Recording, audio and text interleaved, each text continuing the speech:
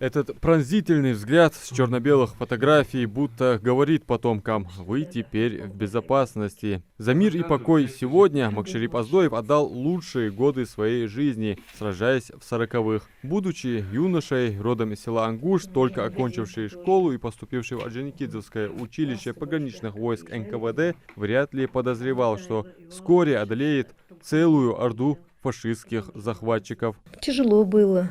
Война, она есть война. Очень тяжело было. Ну, холод, голод, все было. Но все равно они сражались достойно. Раненый был дважды. Керта ранение, он ранен был в голову.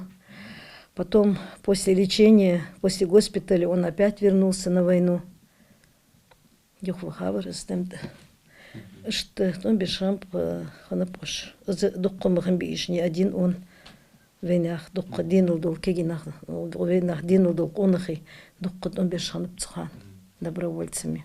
Боевой путь он начал в деревне Дубна Смоленской области. 33-я армия во время ожесточенных боев при поддержке 5-й танковой бригады уничтожила до 3500 гитлеровцев, подбили 13 танков и сбили 4 самолета. В июле 42-го группа автоматчиков, среди которых находился и наш ветеран, двинулась в сторону вражеских позиций. Маскируясь, пересекли нейтральную полосу и приблизились к проволочным заграждениям. Заметив вражеские блиндажи и окопы, стали забрасывать их гранатами. Бои продолжались до самой темноты. Макшарип Бадулович потерял боевых товарищей. Около рубежа остались десятки вражеских трупов.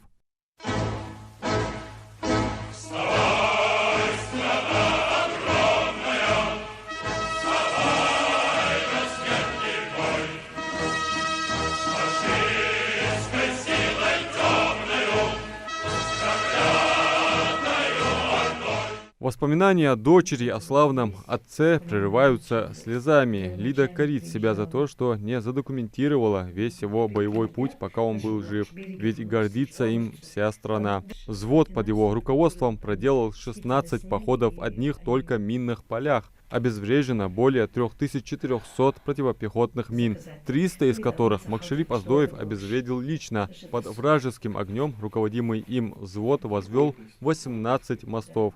Они изгнали фашистов из Смоленска, заставил их бежать и из Кёнигсберга, за что был награжден орденом Красной Звезды, орденом Славы Третьей степени, среди наград также ордена за взятие Москвы и множество других. Чтобы дойти до Берлина и вернуться с победой, даже изменил свое имя.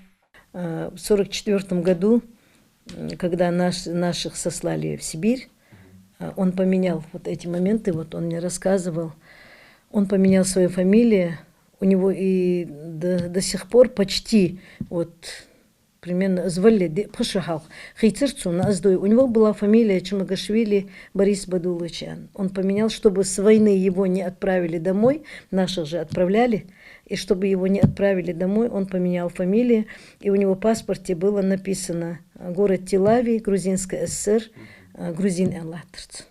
Поэтому он до конца воевал до 1945 года. Он и после войны как бы патриот Варкас.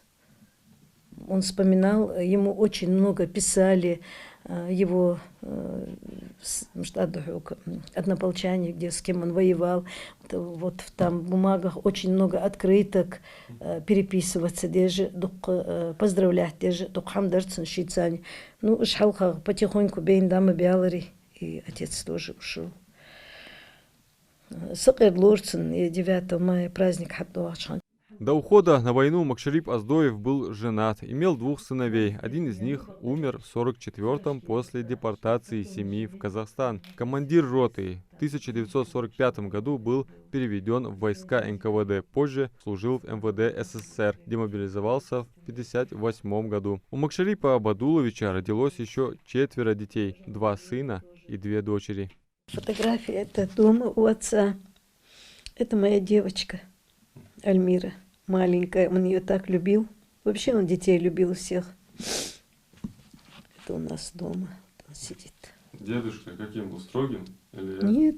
Нет. Он был таким мягким, добрым. Диквар, добрый, мама наша строгая была, а отец у нас мягкий был. Не стало Макшарипа Оздоева в 2015 году. Ушел непобежденным, оставаясь примером мужества и самоотверженности, истинным патриотом своего отечества. Десятки юбилейных удостоверений, поздравительных телеграмм и писем от президента страны, правительства республики. Десятки фотографий с боевыми товарищами хранятся в семейном фотоальбоме. Здесь же и китель офицера. Это память, которой дорожит вся семья. Со временем эти ценные вещи, как общественное достояние, передадут в музей. Адам Мережков, Али Зязиков, Магаз, 24.